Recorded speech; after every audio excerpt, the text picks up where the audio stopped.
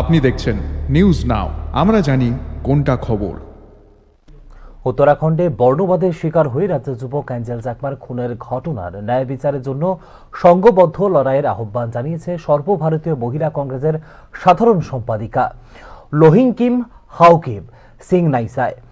সোমবার ত্রিপুরা প্রদেশ কংগ্রেস ভবনে আয়োজিত সাংবাদিক সম্মেলনে বক্তব্য রাখতে গিয়ে জাতপাত এবং বর্ণবাদ গোটা দেশে বিস্তার লাভ করেছে বলে অভিযোগ করেছেন লোহিংকিম হাউকিব সিং নাইসায়।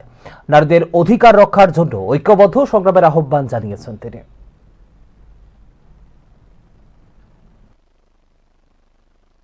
यहाँ पे हमारा एक भाई एंजल चाकमा का, इसके लिए हम लोग सब मां हम लोग को लड़ना पड़ेगा। हमारा स्ट्रेंथ, हमारा कुछ भी हो, हम लोग तो कुछ एवरीथिंग व्हिच इज रिक्वायर्ड, हमारा नेशनल प्रेसिडेंट अलका लंबा जी हम लोग को मदद करेगा। हम यहाँ पे आप लोग का मदद के लिए आए हैं। हम ऐसे नहीं आपको सब कुछ मालूम है, ऐसे नहीं, हम भी आप लोग से सीखना है, सीखकर साथ में काम करना है।